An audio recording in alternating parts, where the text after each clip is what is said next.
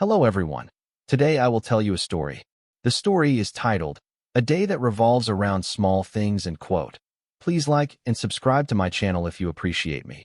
You can skip this if you don't and oppose. Like this video. Thank you very much. The story begins as follows. The day didn't begin with an alarm clock. It began with breathing. Soft, steady breathing, right beside my leg. My dog was already awake before I was. He always was. Not because he had plans, or responsibilities, or a long list of things to finish, but because morning simply arrived, and he accepted it without complaint. His body was warm, his fur slightly messy from sleep, and his nose twitched every time I shifted even a little. When I finally opened my eyes, the room looked ordinary. Pale sunlight slipped through the curtains. The fan hummed quietly. Nothing special, nothing dramatic. But my dog lifted his head the moment he sensed I was awake. No barking, no jumping. Just a calm tail wag, slow and gentle, like he didn't want to rush me into the day. I lay there for a moment, watching him watch me. He didn't ask for anything. Not food, not a walk, not attention. He simply stayed close, his head resting on my leg again, as if to say, I'm here. That's enough. When I finally sat up, he followed every movement with his eyes. When I stood, he stood. When I stretched, he stretched too, awkwardly, with a little grunt that made me smile. We went to the kitchen together. I poured water into his bowl. He waited, always waited. I placed it down, and he drank slowly, carefully, like water was something precious and not to be wasted. After that, he sat, just sat, looking at me. I laughed. You're not even hungry yet, are you? His tail tapped the floor once. That was his answer. Breakfast for me was simple. Toast, coffee, nothing fancy. Breakfast for him was even simpler. But the way he ate, you would think it was the best meal in the world. Every bite mattered. Every smell mattered. Outside, the street was already busy. Cars passed. Voices drifted in. The world was rushing somewhere. Inside, our morning revolved around small things. A bowl being filled. A tail wagging. A quiet presence that made the room feel less empty. And somehow, that was enough to start the day right. The afternoon didn't bring anything important. No big events. No urgent messages. No life-changing decisions. Just time. I sat at my desk, trying to work, staring at a screen that refused to inspire me. My dog lay under the table, his body curled into a familiar shape, his paws tucked neatly beneath him. Every now and then, he shifted, letting out a small sigh, as if he too was thinking about things he would never put into words. At some point, I dropped my pen. It rolled across the floor and stopped near his nose. He looked at it. Then he looked at me. I nodded. Go on. That was all it took. He grabbed the pen gently, so gently, and brought it back to me, his eyes bright with pride, his tail wagging like he had just accomplished something great. I clapped softly, and he sat taller, chest out, waiting for praise. Good job, I said. He believed me completely. Later, when the sunlight shifted and warmed the floor, he moved to the brightest spot and stretched out like a cat, his belly exposed, one ear folded the wrong way. I watched him for a while, noticing things I usually overlooked. The way his chest rose and fell, the tiny scar on his paw from years ago, the trust in the way he slept so deeply. I realized something then. He wasn't waiting for the next exciting thing. He wasn't worried about what came after this moment.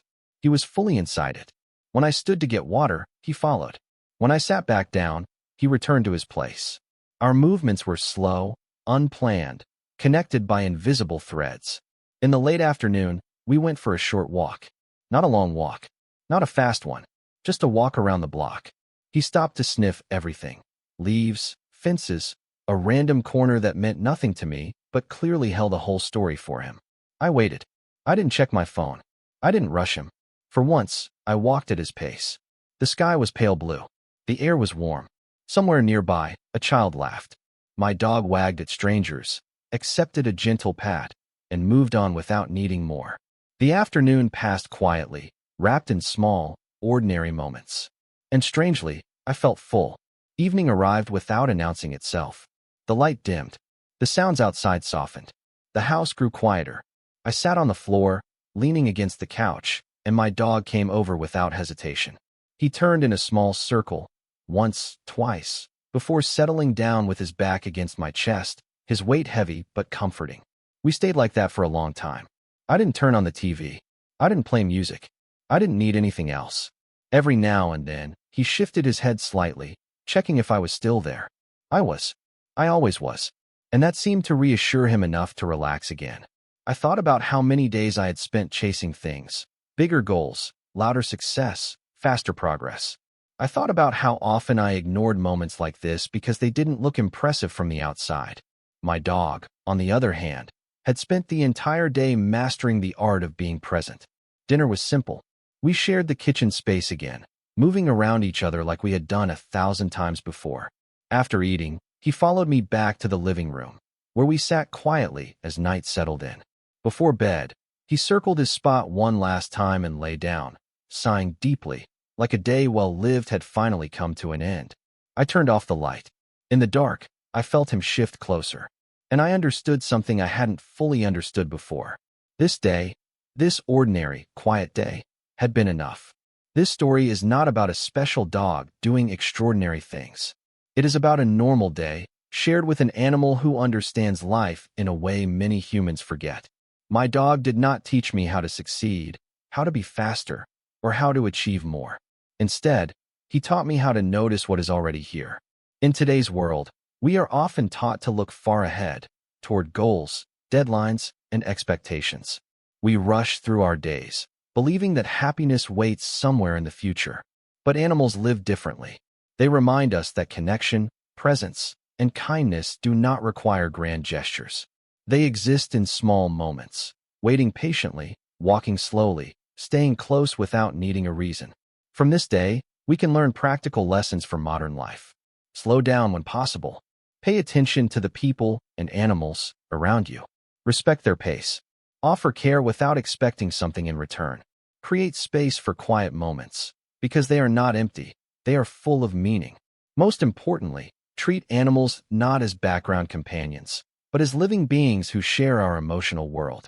When humans and animals learn from each other, life becomes softer, kinder, and more complete, one small day at a time.